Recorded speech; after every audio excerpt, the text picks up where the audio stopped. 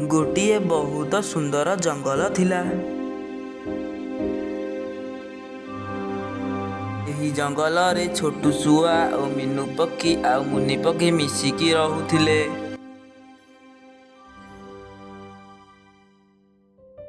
तांको जीवन रे सुख नथिला काहींकि ना सेठारे गोटिए चिल रहुथिला। सीए तांको छुआ मानंकु उठाई नेउथिला ओ मारी खाई देउथिला। एथिपाई सेही जंगल रे केही भी खुशी नथिले। सीए अलगा जगह को जाई पारु नथिले काहींकि ना तांको आहार खोजिबा कष्ट हेबो। गोटिए दिन सेही जंगल को टुनी पक्षी आउ तार स्वामी आसिले।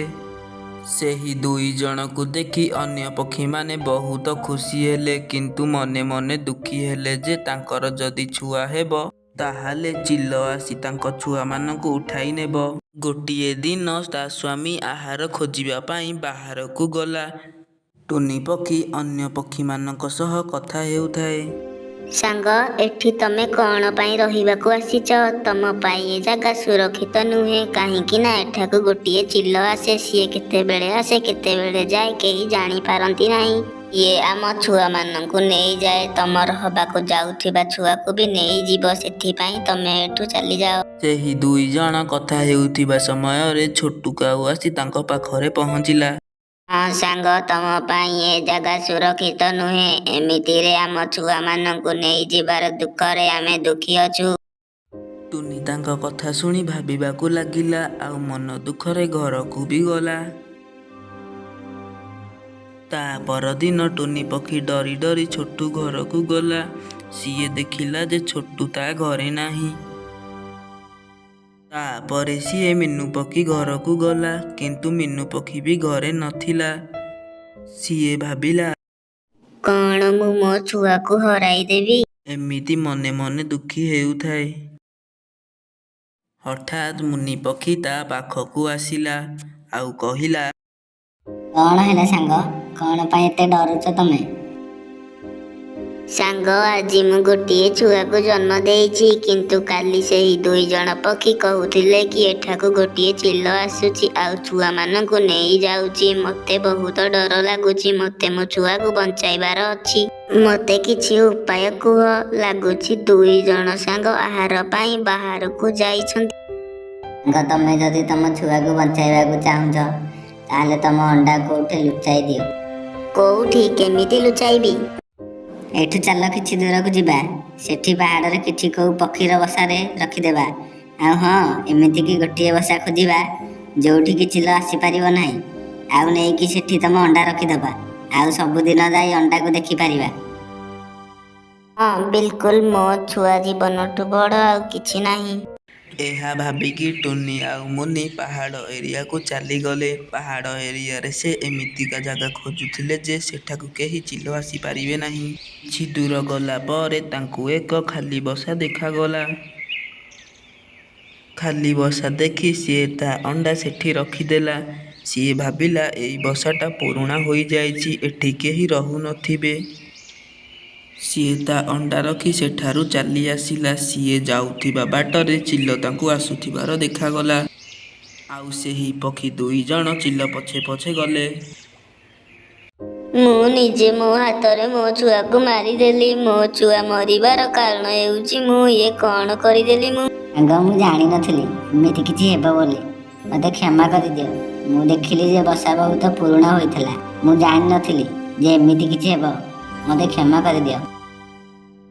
नाई सांग तमर किछि भूल नाही। मो भाग्य ही खराब। सेही दुई जण पक्षी फेरी आसिले। कौन एई अंडा को मु जन्म देइछि? मु केतेबेले रखिछि मोर त किछि मने रहुनी। କିଛି ଦିନ ପରେ ସେହି ଅଣ୍ଡାରୁ ଛୁଆ ବାହାରିଲା। ସେହି ଛୁଆ ତାକୁ ମା କହିବାକୁ ଲାଗିଲା। ଚିଲର ମନ ସେତିକିରେ ତରଳି ଗଲା। ମୋର ତ କେହି ଛୁଆ ନାହାନ୍ତି ଆକୁ ହିଁ ମୋ ଛୁଆ ମାନିବି। ଏମିତି କହି ତା ଛୁଆ ପାଇଁ ଆହାର ଖୋଜିବାକୁ ଗଲା ଆଉ ସବୁଦିନ ତାକୁ ଖାଇବାକୁ ଦେଲା।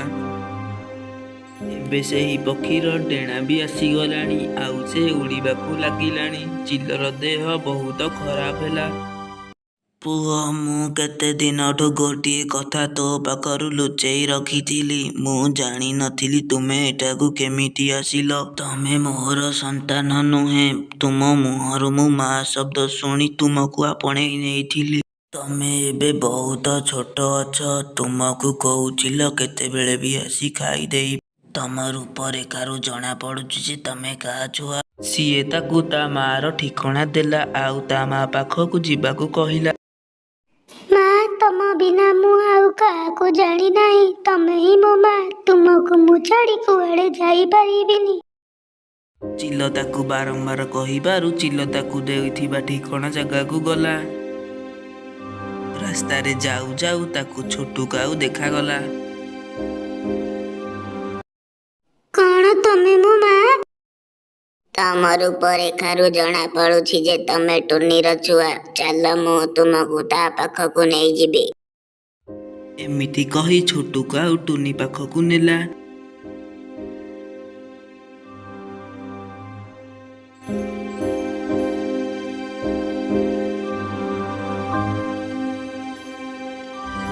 ଟୁନି ତାକୁ ଦେଖି ବହୁତ କାନ୍ଦିଲା ଆଉ ଛୁଆଟି ତାକୁ ସବୁ କଥା କହିଲା।